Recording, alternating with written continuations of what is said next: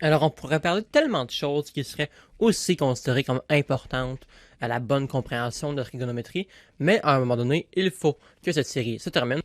Alors, on va aborder un dernier sujet, et puis ce dernier sujet-là va conclure, en tout cas pour le moment, la série. Et ce dernier sujet, c'est l'analyse des fonctions sinus, cosinus et tangente sous vraiment leur forme fonctionnelle, en tant que fonction.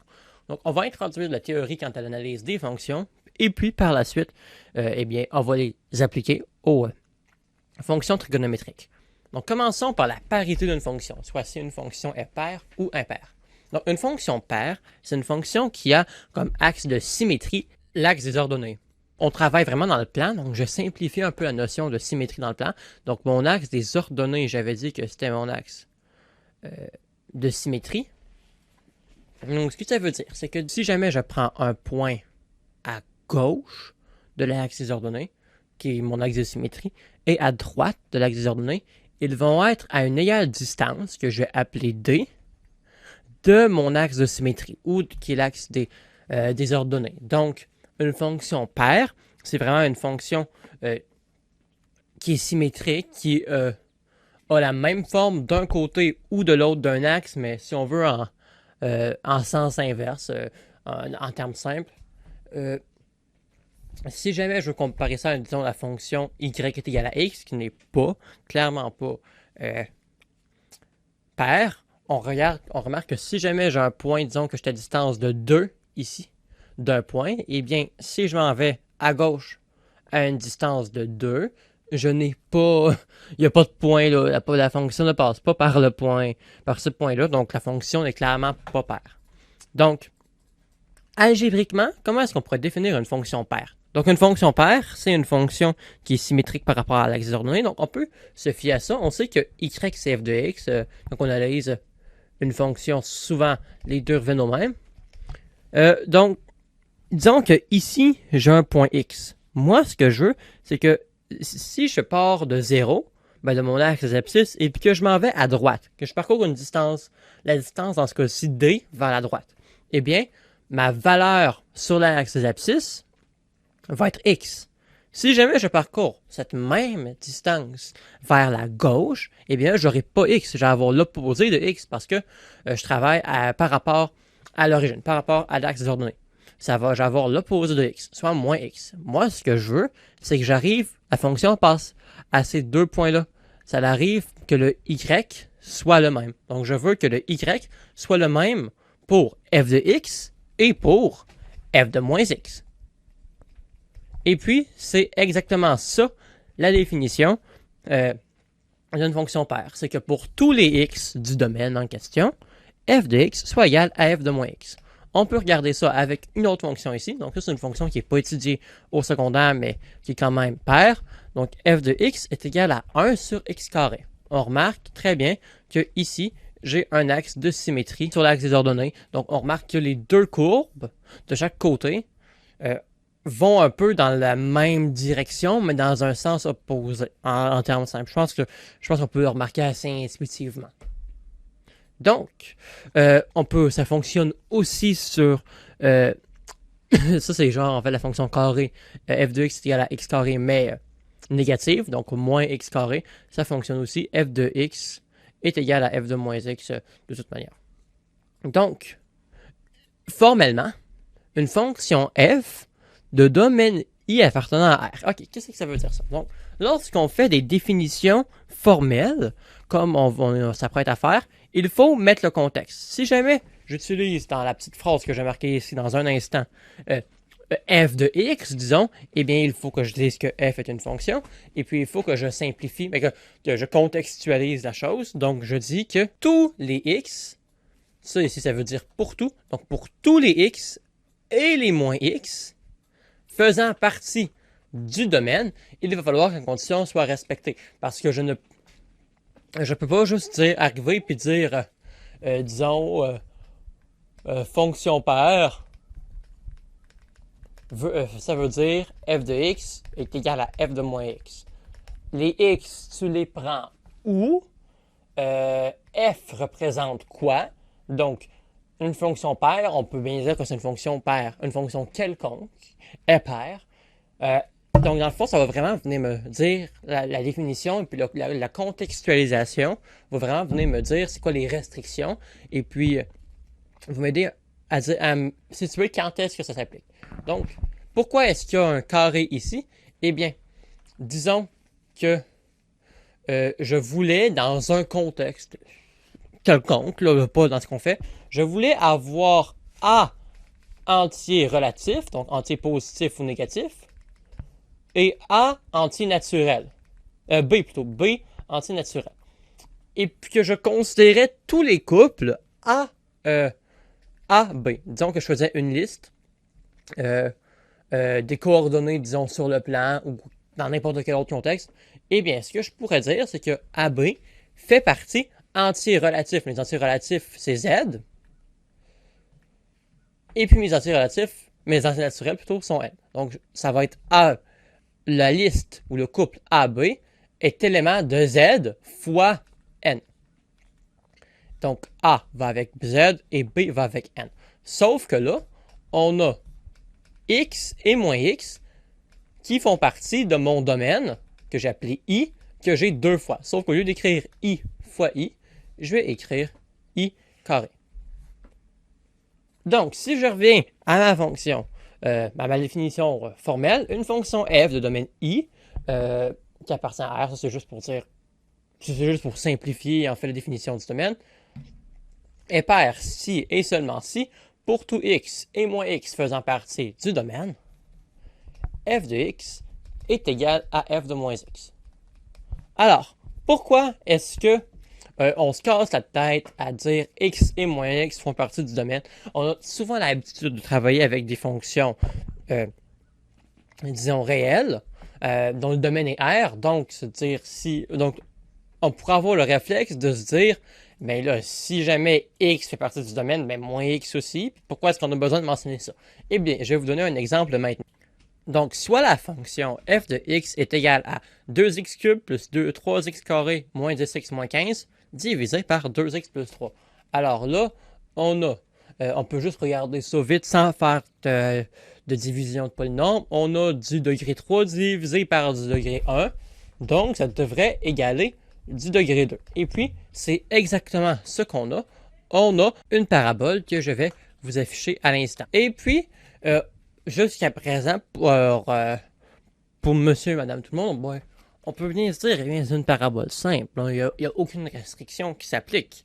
Eh bien, il faut se détromper parce que, disons que j'essaie d'évaluer la fonction f de x plutôt, avec x qui est égal à moins 3 demi. Donc, f de moins 3 demi.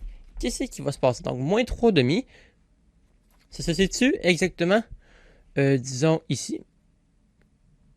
Donc, ici, j'ai en valeur de x moins 3 demi. Et puis, en valeur de y, on va aller chercher ce que ça va me donner. Donc, mon numérateur va être égal à 2 fois moins 3 demi au cube, plus 3 fois moins 3 demi au carré, moins 10 fois moins 3 demi, moins 15, divisé par 2 fois moins 3 demi, plus 3. Et puis là, on va juste analyser le dénominateur juste pour voir ce que ça donne, en fait. Et donc là, on va avoir 2 multiplié par moins 3 divisé par 2. On remarque que les 2 s'annulent. Alors, il me reste moins 3 plus 3 qui fait 0. Alors, on a quelque chose divisé par 0. Et puis, quelque chose divisé par 0, la division par 0 est impossible, c'est alors indéfini.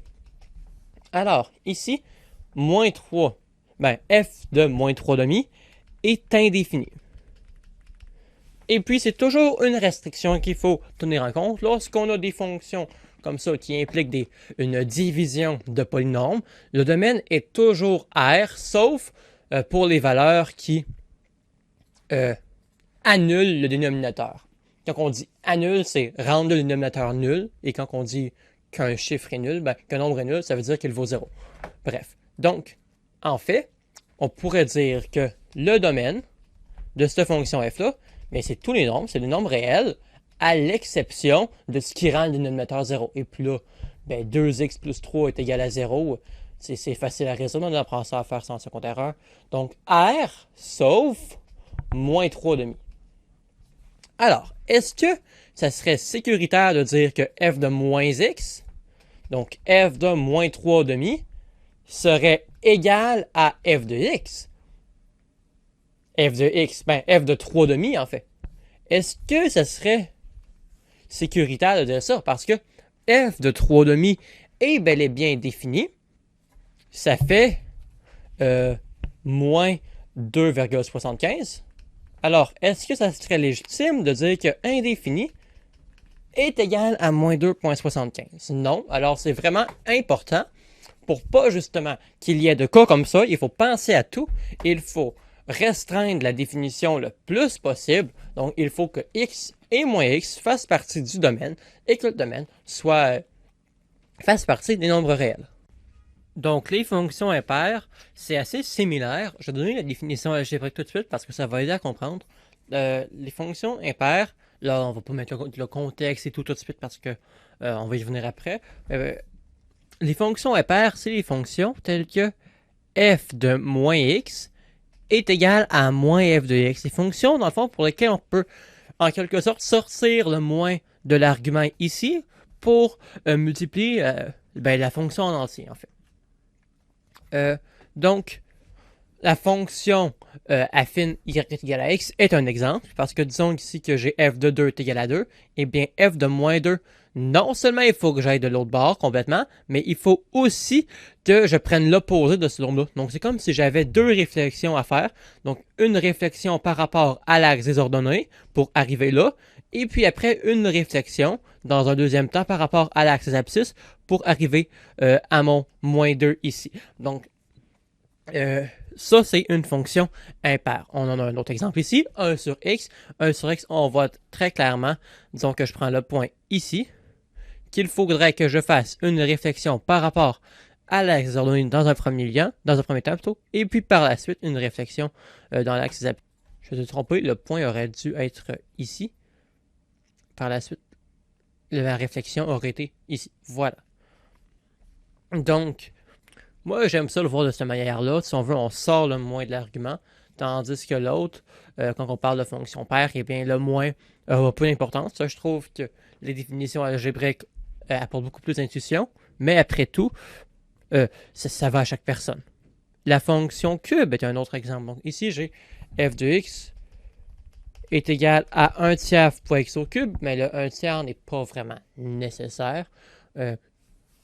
Ça aurait juste pu être x au cube, mais je trouve que pour prendre une capture d'écran, ça allait beaucoup mieux parce que la fonction cube, je la trouve assez petite, je la trouve assez mince si on veut. Donc, on remarque ici quand même que ça part, que si on veut, si je mets un mur ici, si on veut, ça part dans un sens complètement opposé. Donc ici, ça monte et puis ici, ça descend. On voit encore la symétrie. Donc, encore une fois, pour les mêmes raisons, j'ai utiliser la même contextualisation, si on veut. Donc, pour tout x et moins x appartenant au domaine d'une fonction f, f de moins x est égal à moins f de x. Maintenant, observons la parité des fonctions trigonométriques sinus, cosinus, ainsi que tangente. Donc, si on regarde la fonction sinus, ça va peut-être être juste plus facile si on limite ce qu'on regarde. Donc, je dirais qu'on va regarder disons du maximum au minimum. Tiens, comme ça.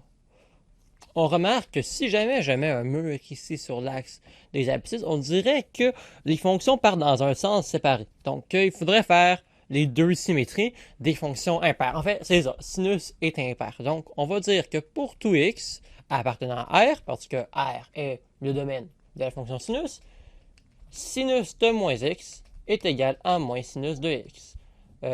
Sinus est impair. C'est un fait, c'est une propriété, ça va être à retenir. Là, on l'a observé graphiquement, mais c'est une propriété à retenir.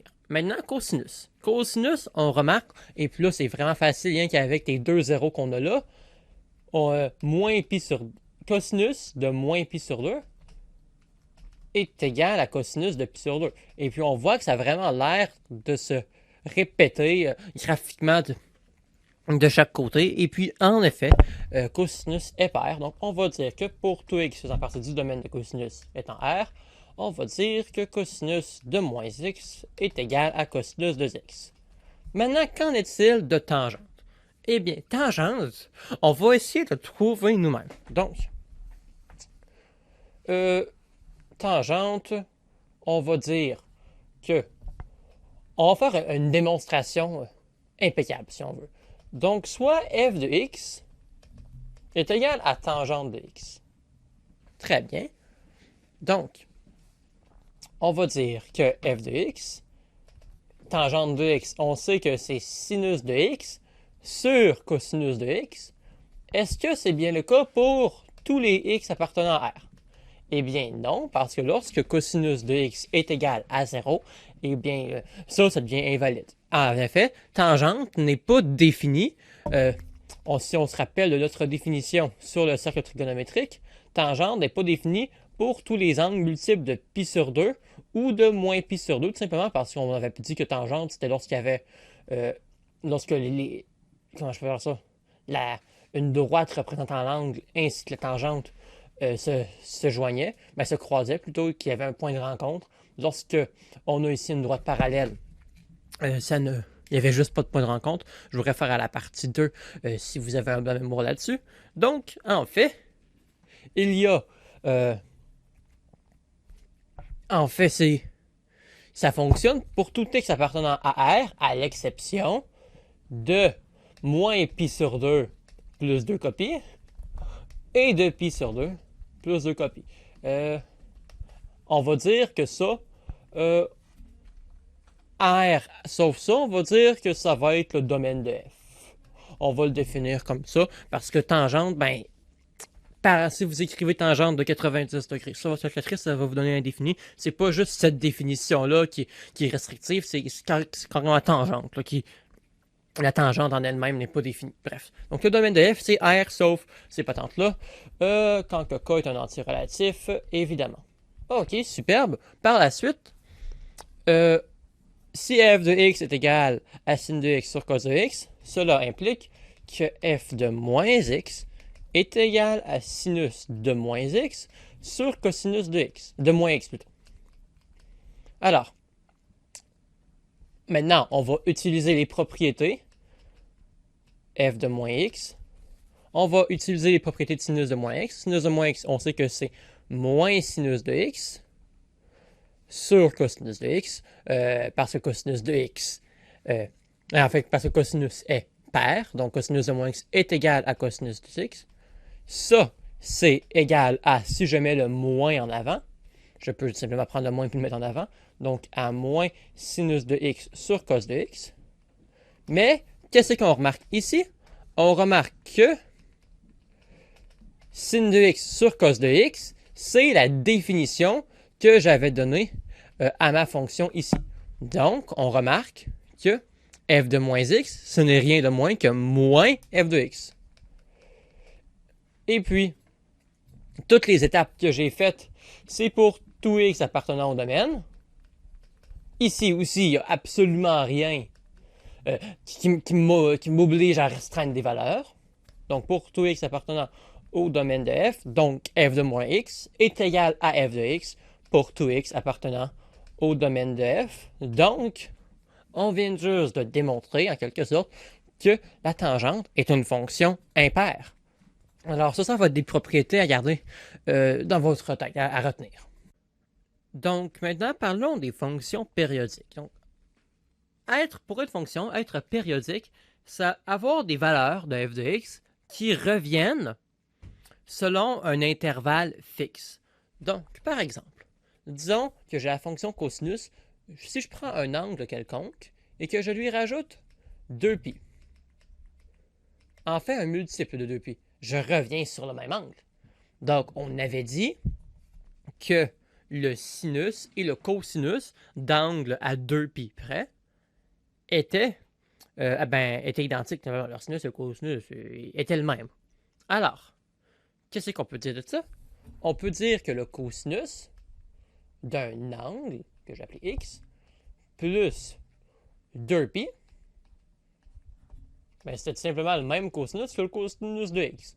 Et puis, on peut même aller plus loin. On peut dire que le cosinus de x plus un multiple de 2π est égal à cosinus x avec k un entier relatif. Donc, ce qu'on peut en déduire de ça, c'est que cosinus est périodique de période 2π, tout simplement parce que les angles à 2π près se répètent.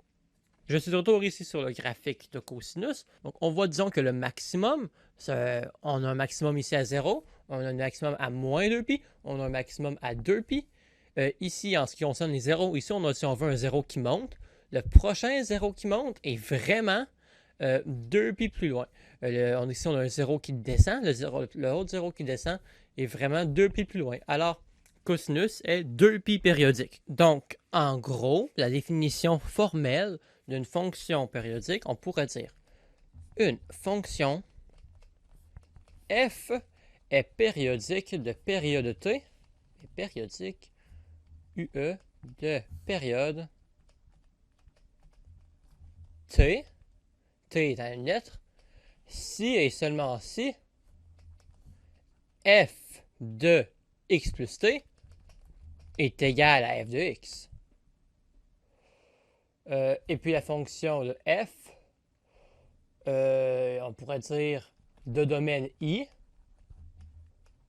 de domaine I inclus, non, pas comme ça, I inclus dans R, si pour tout x appartenant, pour tout x plutôt, et x plus t appartenant au domaine. Ça pourrait être une définition formelle de la périodicité. Maintenant, parlons de fonctions transformées. Petit rappel, les fonctions transformées sont des fonctions dotées de 4 paramètres qui changent l'allure de la fonction. Il y a 2 multiplicatifs et 2 additifs. Les multiplicatifs servent à mettre à l'échelle ou mesurer ou changer la longueur de différents...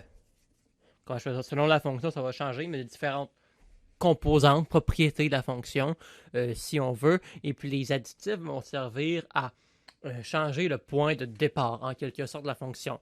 En anglais, on appelle ces multiplicateurs des scalars, qui veut dire scalaire, qui viennent de l'anglais scale, et qui veut dire, en fait, c'est ça, mettre à l'échelle, changer la mesure, en quelque sorte. Souvent, on appelle les deux multiplicatifs A et B, et il va en avoir un qui va être à l'extérieur de la fonction et qui va multiplier l'ensemble, si on veut, de la fonction.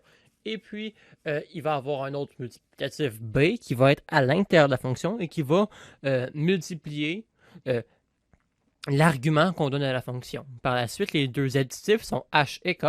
H va changer le point de départ en fonction de l'axe des X et K va modifier la fonction en fonction de l'axe des Y.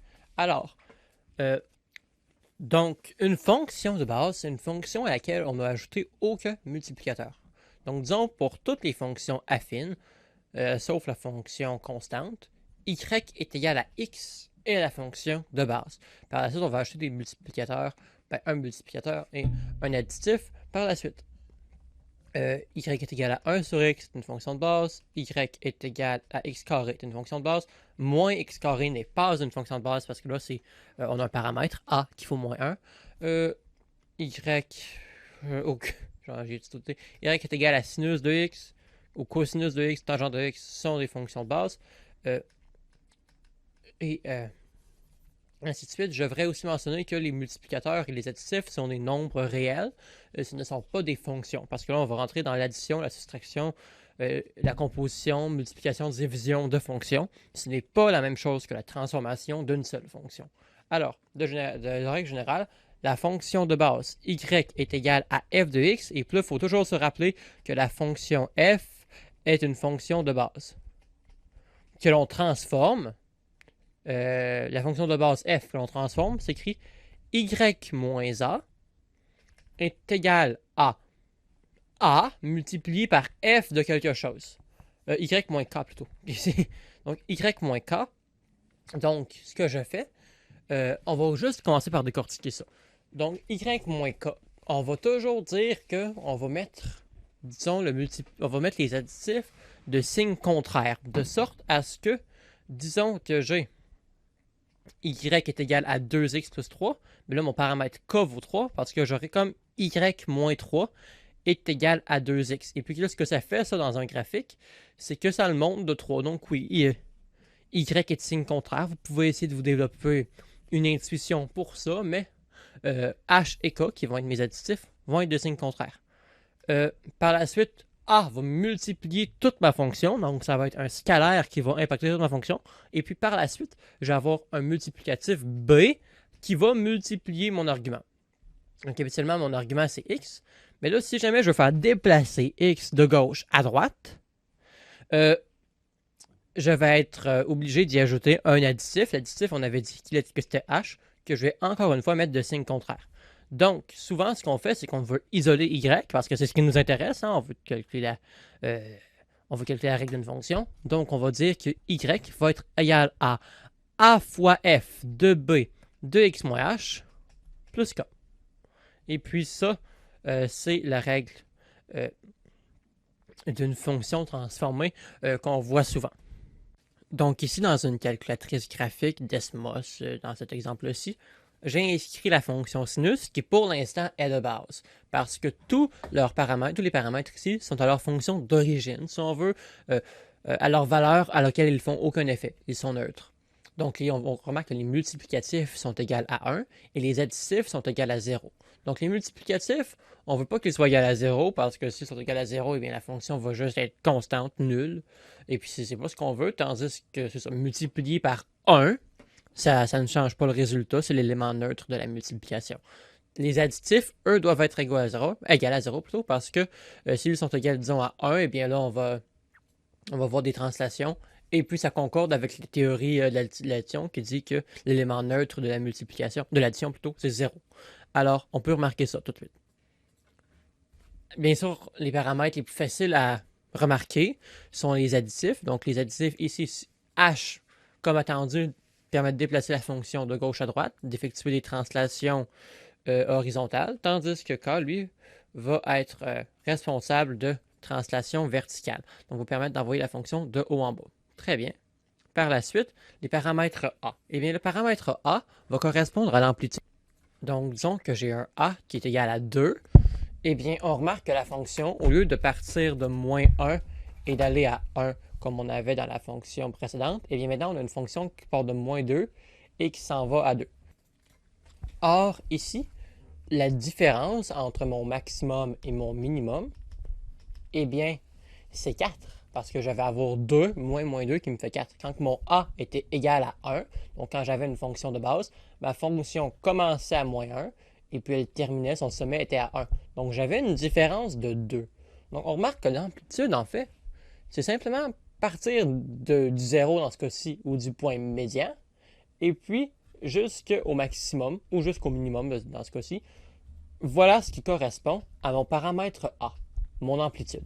Or, disons que je prends un paramètre k et puis que je le monte, mais là, trouver le point médian là-dessus, ça se trouve extrêmement compliqué. Là, je sais que mon point médian, si on veut, est à 3.5 parce que c'est la valeur de mon paramètre k, mais donc je ne le savais pas. Disons qu'on me présentait cette courbe-là et puis que je devais trouver la règle de la fonction simplement en sachant aucun paramètre au départ, ça serait plus fastidieux. Alors, c'est pour ça qu'on va dire qu'on va servir du fait que je pourrais juste prendre cette distance-là entre mon maximum et mon minimum, qui est égal à 4 dans ce cas-ci, et puis la diviser en deux. Parce qu'on remarque que cette grosse distance-là, entre mon maximum et mon minimum, qui est facilement calculable si on a des points sur un graphique, eh bien c'est simplement cette distance-là, mais 2 fois.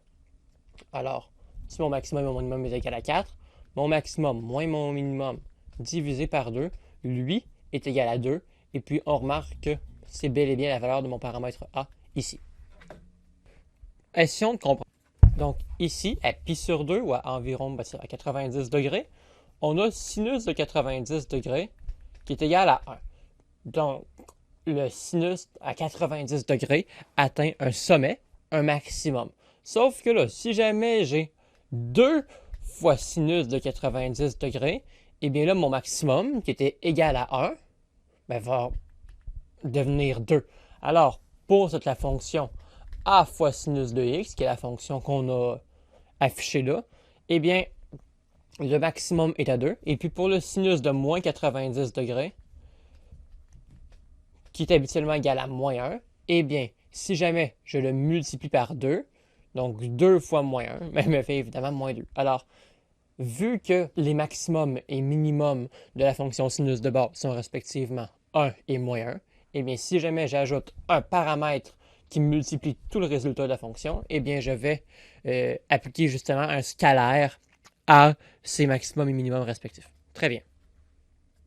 On est de retour à notre fonction sinus de base. Maintenant, si je mets mon b est égal à 2, on remarque que la fonction devient, comment je peux dire ça, elle se colle, si on veut, elle devient plus étroite au niveau horizontal.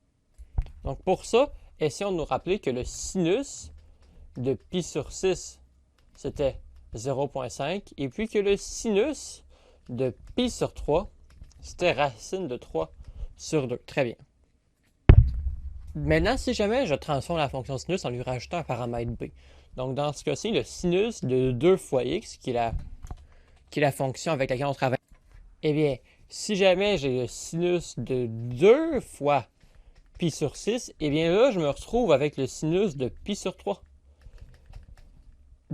qui me fait racine de 3 sur 2. Donc, ce qu'on remarque, c'est que pour un même point, ici, et puis là, je le fais vraiment approximativement, de pi sur 6, eh bien, je vais avoir un résultat différent. Et puis c'est pour ça aussi que quand on avait travaillé, je crois qu'on avait essayé cosinus de 2x est égal à racine de 3 sur 2 ou quelque chose comme ça, dans la partie 3 sur les équations trigonométriques, on avait trouvé une période de pi au lieu d'une période de 2pi. Et puis ça, eh bien, ça s'explique assez simplement. On remarque que notre période,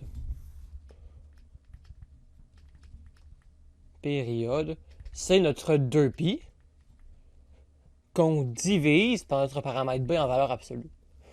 Pourquoi en valeur absolue? Parce qu'une période de moins 2pi, disons, ça n'existerait pas. Disons que j'avais b est égal à moins 1, ma période serait toujours de 2pi. On remarque que notre période, c'est justement la période de la fonction de base que je divise par peu importe c'est quoi le paramètre que j'ai inclus ici à b. C'est un fait, si on veut, une formule qui s'explique très bien par une intuition visuelle. Donc avant de s'intéresser plus aux fonctions trigonométriques transformées, il faut aborder la notion de convexité. Pourquoi? Car il faudra utiliser, pour trouver la règle de la fonction sinus, la notion de point d'inflexion, qui est une notion, une définition qu'on voit qui a rapport avec la convexité. Alors, c'est habituellement abordé en calcul différentiel parce que ça a beaucoup à voir avec les variations d'une fonction, mais j'aimerais aller un peu plus en détail que ce qui est fait dans un cours de 5e secondaire, d'écrire vraiment qu'est-ce que la convexité, sans rentrer dans vraiment la partie technique de calcul qui sera abordée en calcul différentiel, juste voir les intuitions et la théorie. Très bien. Donc la première chose que j'aimerais faire remarquer, c'est que sur une courbe, pour n'importe quel point de la courbe, disons que je prends ici le point x égale à 2, il est possible de construire une droite telle que il soit tangent, que la droite soit tangente justement à la courbe. Donc disons que je voulais avoir un point tangent à ça, eh bien je pourrais tout simplement construire une tangente. Non, ça c'est pas tangent, ça c'est sécant, peut-être plus comme ça, si je la déplace de même. Disons ça serait une bonne tangente pour un point ici. Là, j'ai pas assez zoomé, fait qu'on voit pas assez clairement que c'est tangent, mais vous comprenez le principe. Il est possible de construire des tangentes, des droites qui sont tangentes à une courbe. Très bien. Maintenant, essayons de se développer une intuition visuelle pour ce qui est la convexité. Donc, la convexité, c'est classifier les fonctions dans deux catégories, si on veut. Convexe et concave. Alors, qu'est-ce qu'une fonction convexe et qu'est-ce qu'une fonction concave? Donc ici, on voit deux fonctions strictement monotones. Qu'est-ce que ça veut dire monotone? Ça veut dire soit strictement croissant ou soit strictement décroissant sur un intervalle. Disons que j'ai une fonction qui fait ça, disons la fonction sinus, elle n'est pas strictement monotone sur R parce qu'elle est croissante par bout et décroissante par bout. Mais disons que je prends de là à là, eh bien, elle est strictement monotone sur cet intervalle car elle ne fait que croître. Très bien. Donc ici, on a deux fonctions strictement monotones, strictement croissance, mais on dirait qu'il y en a une qui monte plus vite que l'autre. Cette fonction-là en bleu, on dirait qu'elle monte et puis qu'elle ne redescendra pas si on veut. Tandis que la rouge, on dirait qu'elle va retomber. On est d'accord? On remarque en quelque sorte que elle a envie de s'aplatir, de tomber. Elle croît lentement. Fait que ça peut être une intuition visuelle pour dire que la fonction rouge est concave et que la fonction bleue est convexe. Maintenant, on va aller essayer de définir ça avec le concept de tangente. Donc, on va vraiment se fier à ces définitions-là qui nous disent qu'une fonction est convexe si elle est au-dessus de ses tangentes. Donc, disons que j'ai une fonction convexe, eh bien, les tangentes doivent être en dessous. Une fonction est concave si elle est en dessous de ses tangentes. Donc, ici, j'ai une fonction à l'allure concave. On voit très bien que si j'étais pour dessiner, disons, une tangente à ce point-là, eh bien, il faudrait qu'elle soit là. Donc, il faudrait que la tangente soit par-dessus, que la fonction soit en dessous. Ça revient au même. Donc, disons que je prends ma fonction bleue et puis que j'essaie de faire une tangente, disons, sur ce point-là. Eh bien, ma tangente va ressembler à peu près à ça, disons. Et puis, on remarque que vraiment, la tangente est en dessous de la courbe. Ici, avec ma fonction rouge concave, donc je veux tracer une tangente ici, on remarque que ma tangente va vraiment être au-dessus. Si jamais je traçais une fonction en dessous, eh bien là, elle ne serait plus tangente, elle serait séquente. On voit que ça coupe là et là. Pour que la fonction soit tangente, on remarque très bien qu'il y a une seule possibilité. Et puis, c'est en haut. Voilà. Mais la réalité est que la grande majorité des fonctions ne sont pas soit convexes, soit concaves sur l'entièreté de leur domaine. Souvent, les fonctions vont changer une, voire plusieurs fois de convexité. Ici, j'ai une fonction de degré 3 quelconque, et puis on va remarquer que ici, la fonction, elle est concave, car sa tangente est au-dessus de la courbe. Ça se verrait plus clairement si jamais je le mettais comme ça, là. Mais on remarque que de moins l'infini jusqu'à un certain point ici, la fonction est concave, car elle se situe en dessous de cette tangente. Très bien. On remarque aussi, on peut faire une intuition visuelle, on a l'impression que la courbe, là, elle va faire quelque chose comme ça. Là. Elle va, si elle continuait, elle s'aplatirait. Elle s'aplatirait, si on veut, c'est l'intuition visuelle que je vous avais donnée qui peut fonctionner. Sinon, vous pouvez vous imaginer essayer de vous tracer une tangente et voir ce que ça ferait. On remarque qu'à un certain point qui va être en A qui est égal à 2 tiers, dans le cas de cette fonction-ci, on remarque que la tangente traverse la courbe. Et puis, ce qu'on peut aussi remarquer, c'est que, disons que je fais juste de traverser, disons, là, A est égal à 2 tiers, j'en suis à peu près en 2 tiers en ce moment, on remarque que je passe d'une convexité concave à quelque chose de convexe. Je change de convexité. On a remarqué qu'après mon point de 2 tiers, la fonction était rendue convexe plutôt, car elle était en dessous de ses tangentes. Car sa tangente était en dessous plutôt, que la fonction était au-dessus de ses tangentes. Donc, on va dire que le point 2 tiers, le point où la convexité elle a vraiment changé et on est passé d'une fonction concave à une fonction convexe, on va appeler ce point-là le point d'inflexion. Une bonne intuition visuelle pour remarquer les points d'inflexion, c'est qu'on remarque que la tangente traverse la courbe en quelque sorte. Ça peut être une bonne intuition visuelle pour ça. Maintenant, allons voir ce que ça donne sur, disons, la fonction sinus de base. Donc, je vais faire jouer une animation qui va partir de x est égal à moins 10 jusqu'à x est égal à 10 ici. Et puis, j'aimerais que vous regardiez si la tangente est au-dessus ou en dessous de la courbe. Et puis, on va voir que ça va changer plusieurs fois. J'aimerais aussi que vous remarquiez quand est-ce que les changements vont se faire. Alors, on commence.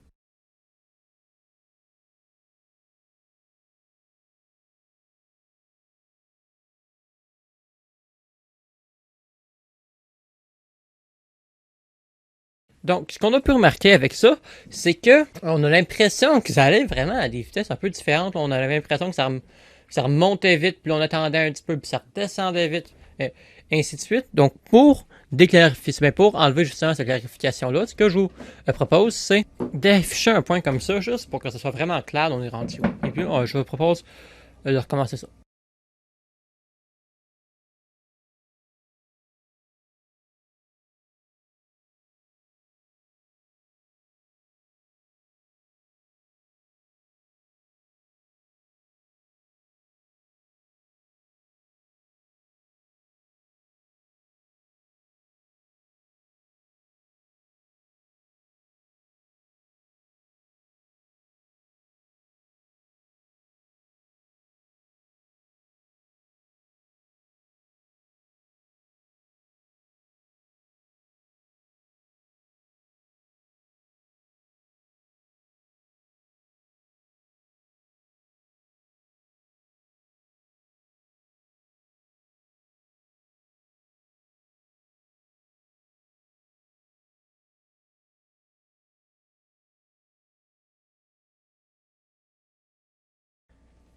Donc, ce qu'on a remarqué, c'est que tous les points d'inflexion sont, dans ce cas-ci, dans le cas de la fonction sinus de base, des abscisses à l'origine.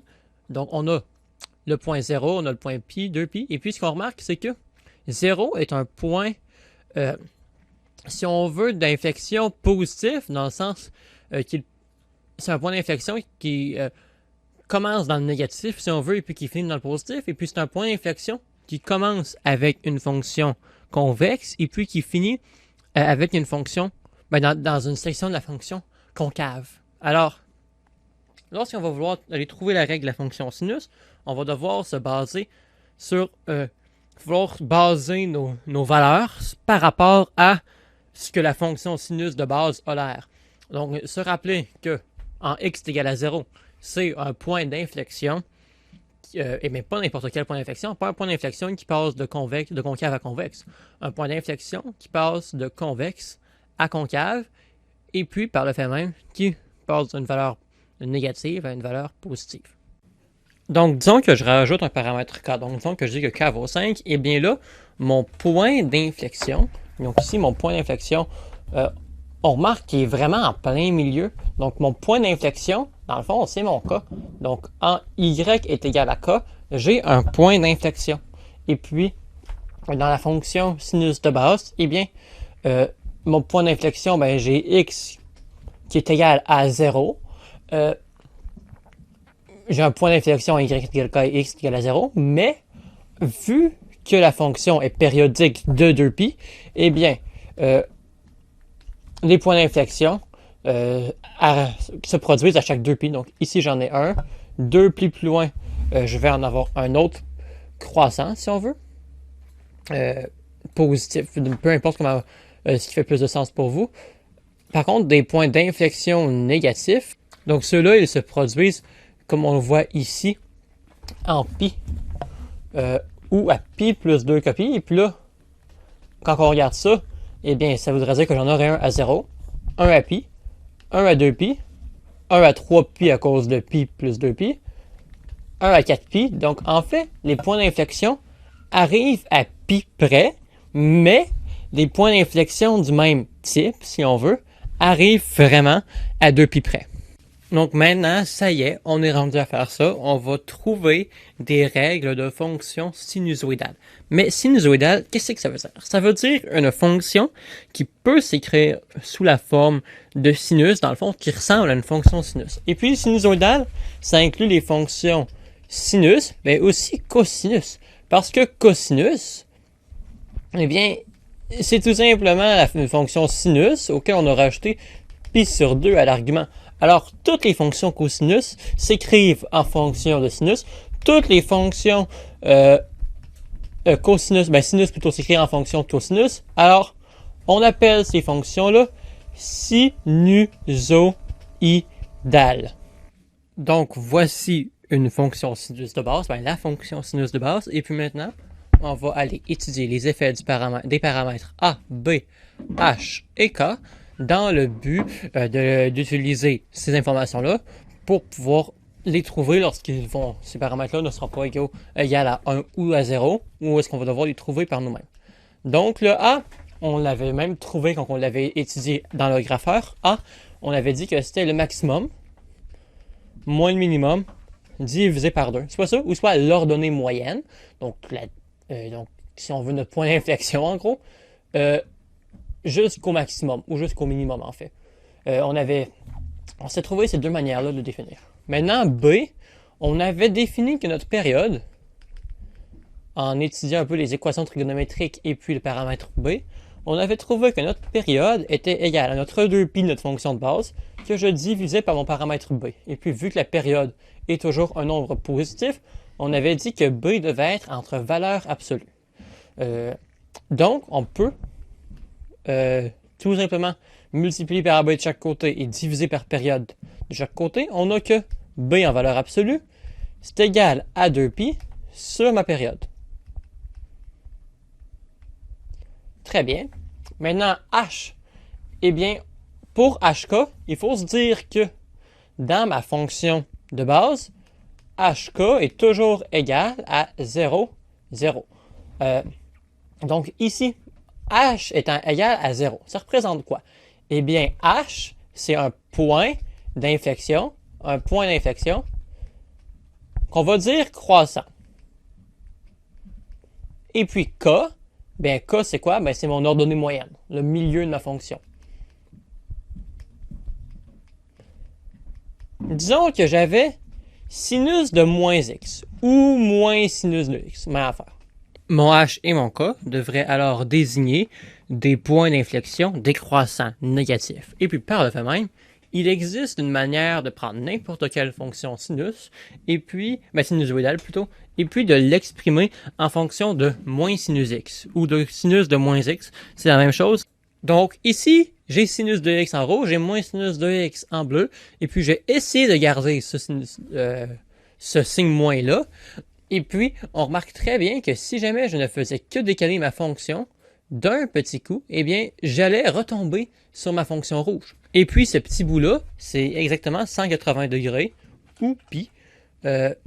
Alors, il y aura toujours une manière d'exprimer sinus de x, oui, en fonction de cosinus, mais aussi en fonction de moins sinus. Une autre manière que je pourrais encore une fois exprimer ma fonction d'une manière différente, disons que je choisis que mon HK ne soit pas ce point-là. Mais vu que la fonction est périodique, je peux très bien choisir ce point-là. Donc, je pourrais très bien rajouter un 2π, donc ce qui me ferait 3π, mais là, juste pour mettre en évidence, je ferais ça. Et donc là, le point qui était là, c'est envenu là. Et puis, je pourrais faire ça une infinité de fois. Donc, en fait, il y a une infinité de manières d'exprimer une fonction sinusoïdale. Donc, soit en fonction d'un sinus positif, en fonction d'un sinus négatif, ou encore une fois en fonction d'un cosinus. Et puis, dans ces différentes branches-là, eh bien, on a une infinité de choix concernant les paramètres h et k que nous allons utiliser. Donc, ce que je voulais faire avec ce graphique, en premier lieu, c'est vous faire remarquer qu'une fonction sinus négative a comme hk, comme point, un point d'inflexion décroissant, contrairement à la fonction de base sinus de x, qui a un point d'inflexion croissant.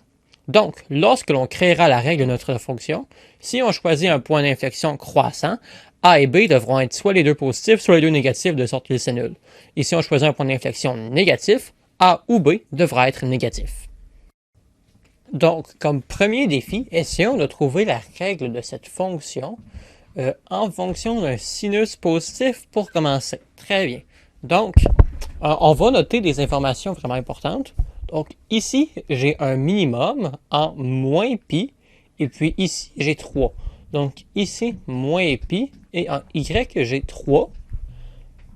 Par la suite, j'ai un maximum, ici, en pi, et puis mon maximum, ici, est 7.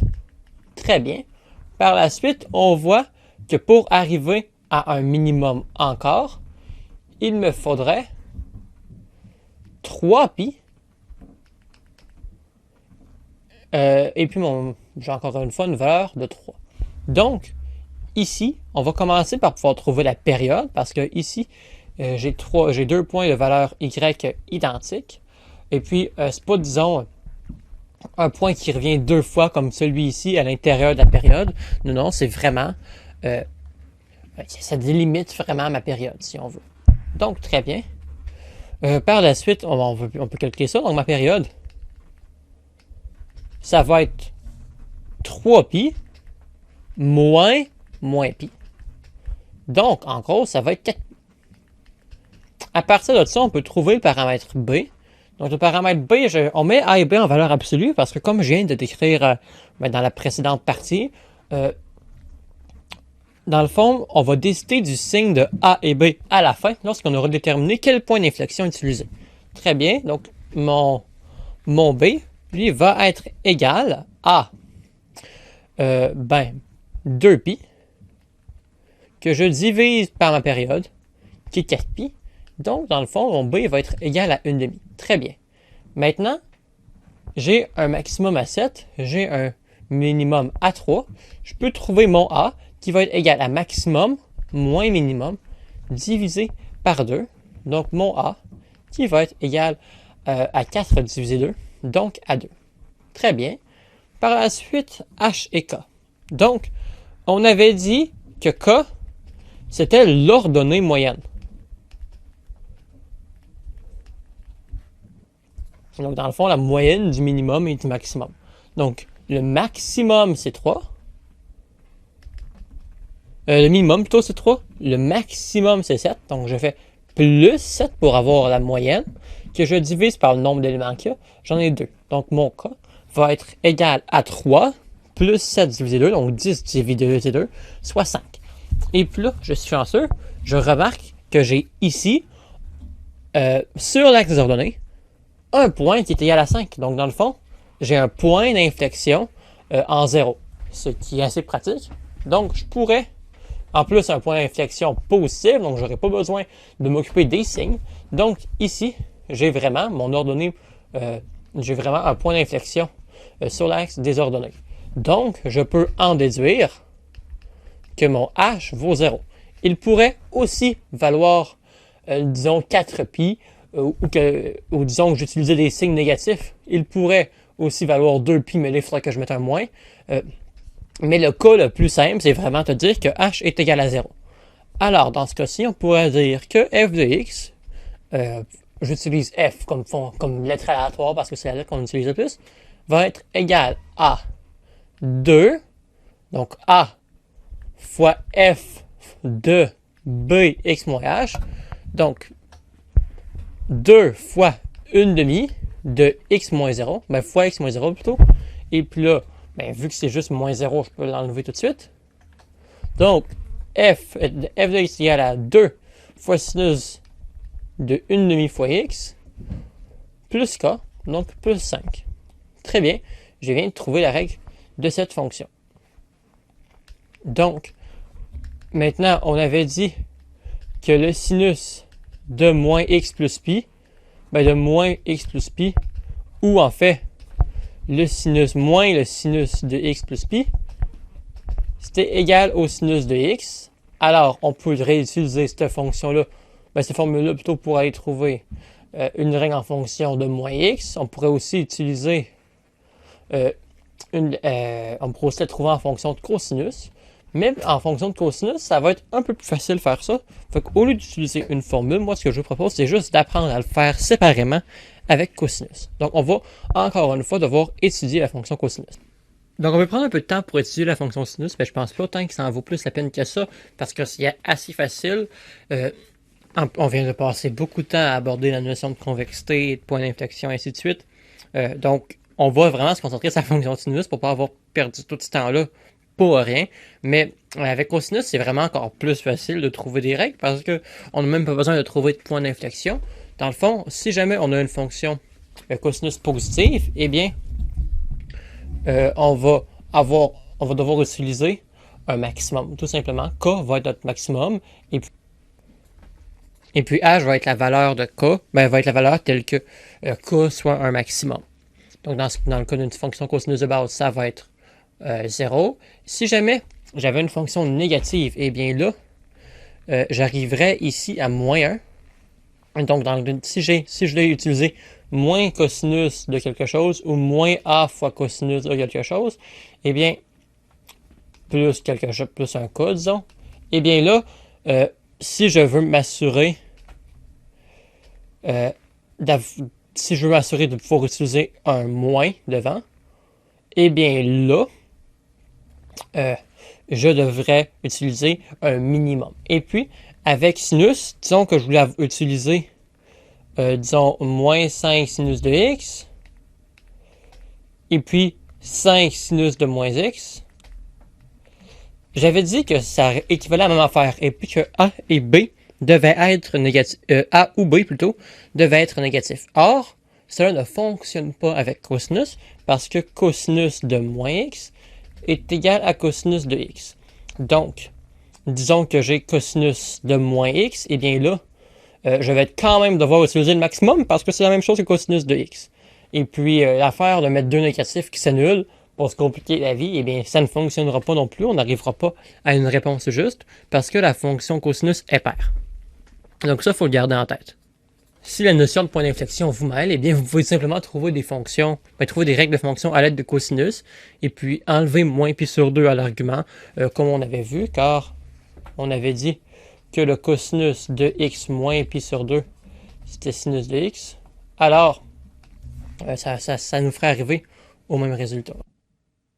Donc, pour mon deuxième et dernier défi, on va essayer de trouver la règle de la fonction en fonction de sinus, dont le maximum et le minimum sont consécutifs, respectivement pi sur 6, 4 et 7 pi sur 6, 0. Donc, la première chose qu'on va faire, c'est tracer une esquisse graphique. Donc, je me fais 3 barres. On va dire qu'elles sont à égale distance de chacune. Donc, ici, je vais avoir mon maximum. Donc, mon maximum qui vaut 4 dans ce cas-ci. Je vais avoir mon minimum qui vaut 0 dans ce cas-ci. Et puis ici, je vais avoir mon ordonnée moyenne, donc le milieu où on sait que se situe le point d'inflexion. Superbe. Donc, on va commencer par placer des points. Donc ici, je vais être en pi sur 6. Et puis ici, disons, je vais être en 7 pi sur 6. Et puis, ça va me faire quelque chose comme ça. Je continue ma courbe une fois, comme ça. Donc, on va commencer par trouver le cas. Donc, le cas, ça va être 4 plus 0 divisé par 2. Donc, l'ordonnée moyenne, donc le maximum plus le minimum divisé par 2. Ce qui va me donner 2 dans ce cas-ci. Alors, je sais qu'ici, en ordonnée moyenne, j'ai 2. Très bien. Par la suite, on peut trouver le A. Parce que A, c'est cette distance-là ici. Donc, là, je pourrais juste faire 4 moins 2 maintenant que je connais mon ordonnée moyenne. Mais disons que je ne la connaissais pas, puis que je faisais ça tout simplement avec le maximum et le minimum. J'aurais A qui est égal à 4 moins 0 divisé par 2. Là, ça ne change absolument rien. J'ai quand même 2. Très bien. Maintenant, ici, juste tasser ça. Très bien. Donc maintenant, ici, j'ai pi sur 6 et 7 pi sur 6. C'est quoi la distance entre mon maximum et mon minimum? Eh bien, ici, je vais avoir une différence de pi. Parce que disons que j'ai 7 pi sur 6 moins pi sur 6. Eh bien, là, 7 moins 1, ça me fait 6 pi sur 6, soit juste pi. Très bien. Donc, avec ça, je vais tout simplement pouvoir dire que il y a une distance de pi entre mon maximum et mon minimum consécutif. Mais s'il y a une différence de pi entre un maximum et un minimum consécutif, eh bien, il y a aussi une différence de pi entre un minimum et un maximum consécutif. Ça revient au même, par symétrie. C'est comme s'il y avait une symétrie ici. On pourrait le voir de cette manière-là. Par la suite, eh bien, ça, ce qu'elle me dit quoi? Ça me dit qu'entre mes deux maximums, entre deux maximums consécutifs, eh bien, j'ai une distance de 2pi. Ben ça me dit que j'ai une période de 2pi, parce que c'est la distance entre deux points, entre deux places où ça revient, en quelque sorte. Donc, ça me dit que mon B qui influence la période en temps normal, est égal à 1 parce qu'on n'a pas changé la période contrairement à la fonction de base. Si on veut utiliser la formule, on pourrait dire que B, c'est égal à 2pi sur la période, ma période qu'on vient juste de trouver qui est 2pi, donc qui est quand même égal à 1. Donc, j'ai A, j'ai B, j'ai K, il me manque H. Donc, il faut que je trouve des valeurs de H pour lesquelles K est égal à 2. Mais je sais que mon point d'inflexion se trouve en quelque sorte au milieu. Donc, mon K, c'est le milieu de mon minimum et de mon maximum. Mais si K, c'est le milieu de mon minimum et mon maximum, eh bien, H devrait être, si K, c'est le milieu ici, eh bien, H devrait être le milieu ici. Pour que ça arrive de manière symétrique, en quelque sorte. Donc, mon h devrait être la moyenne des coordonnées en x de mon maximum et de mon minimum consécutif. Donc, avec ça, je vais voir que h va être la moyenne des deux. Donc, pi sur 6 plus 7 pi sur 6 divisé par 2. Donc, 1 pi sur 6 plus 7 pi sur 6, ça me fait 8 pi sur 6 que je divise en 2. Par la suite, eh bien, diviser, c'est multiplier par l'inverse. Donc, je vais faire fois 1/2. Ce qui veut dire que je vais avoir par la suite 8 pi sur 12. Donc, sur 12 plutôt, parce que 6 fois 2, ça fait 12, et 8 pi fois 1, ça fait simplement 8 pi. Par la suite, ça me fait 2 pi sur 3. Alors, j'ai mes 4 paramètres, je suis prêt à faire ma règle. Donc, ma règle va être que f de x est égal à a qui était 2, fois sinus de x moins 2 pi sur 3,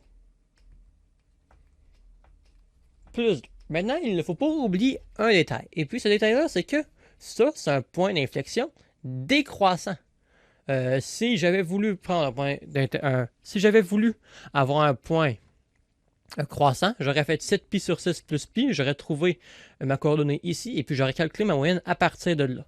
Mais là, j'ai un point d'inflexion décroissant. Et puis, si on se rappelle bien, mon point d'inflexion décroissant veut dire que je dois mettre un moins ici. Alors, voilà la règle de ma fonction. Donc, il y a plein de petites affaires à ne pas oublier, pas confondre des plus et des moins. J'ai failli mettre un moins ici en enregistrant la vidéo. Il ne faut pas oublier non plus de regarder quel point d'inflexion on prend. Maintenant, on peut analyser la parité de certaines fonctions additionnées, soustraites, composées, etc. Par contre, il faut noter que certaines fonctions, en fait la grande majorité des fonctions qui utilisent des combinaisons de fonctions trigonométriques, ne sont ni paires ni impaires, mais on peut, à travers une simplification, le remarquer.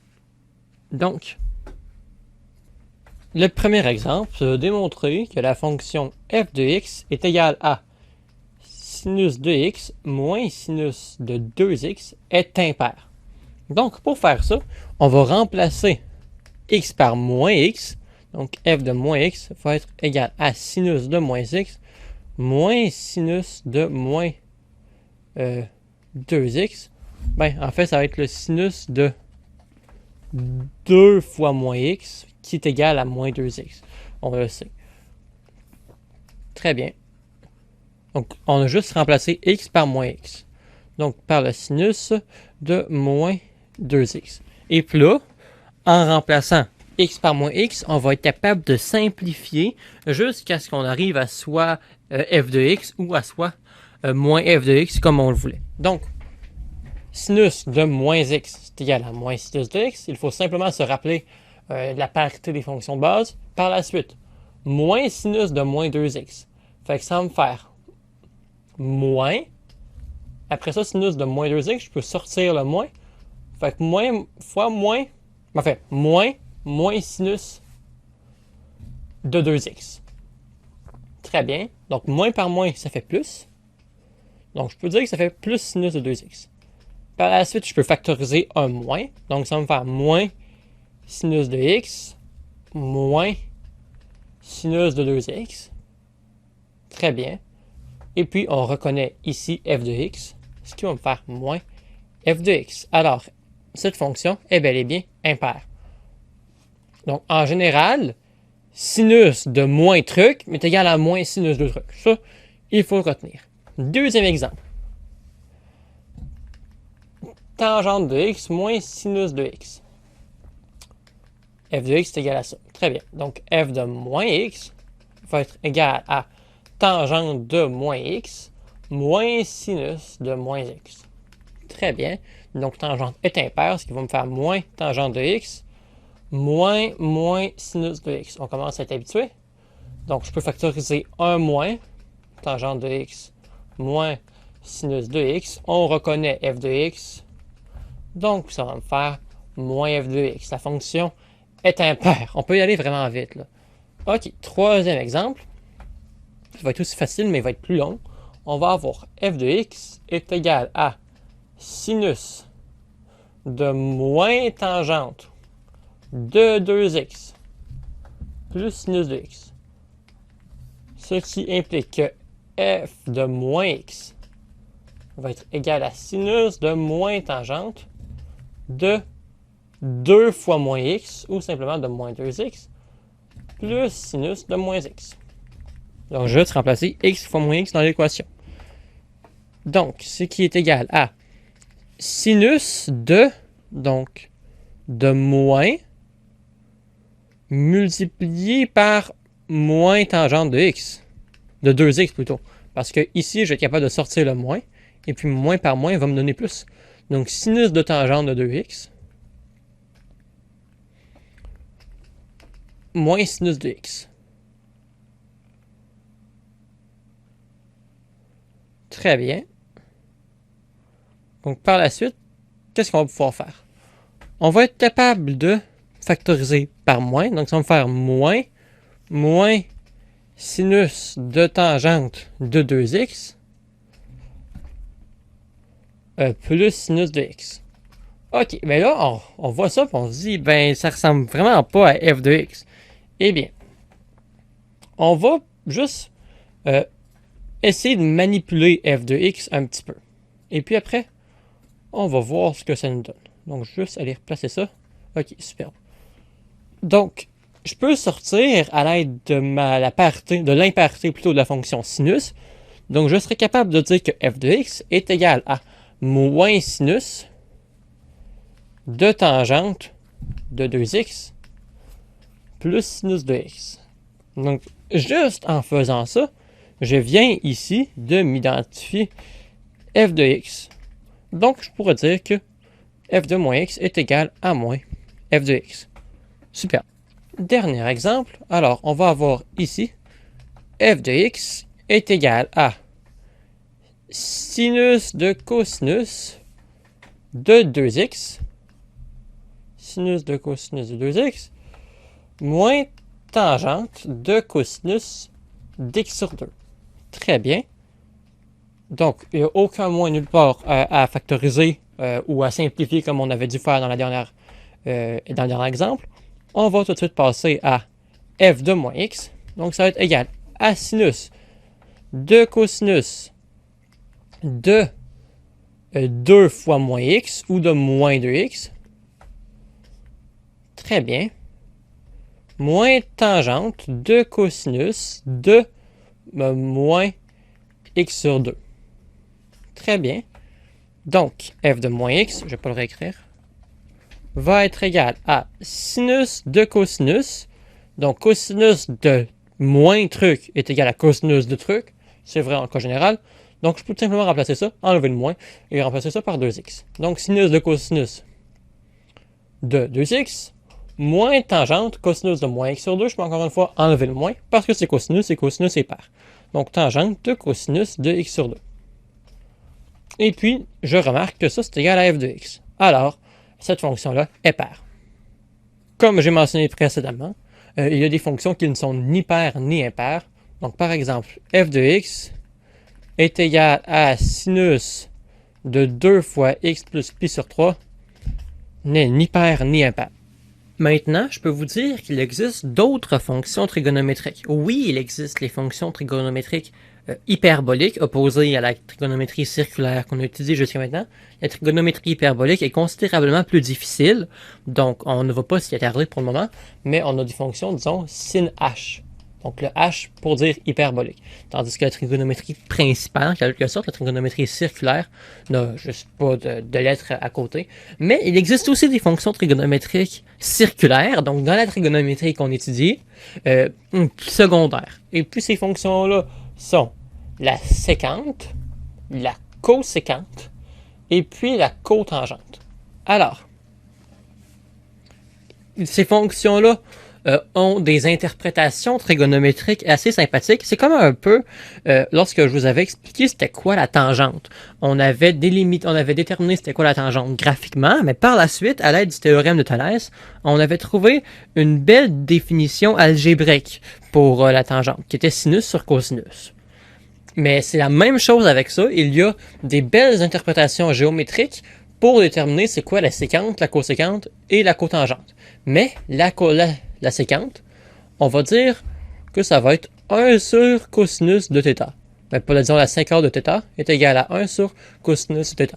Je peux vous donner la définition algébrique. Très bien. Donc, ça voudrait, disons, dire que vu que le cosinus de pi sur 3, je veux dire, est égal à 1/2, eh bien, la séquente de pi sur 3 est égale à 2.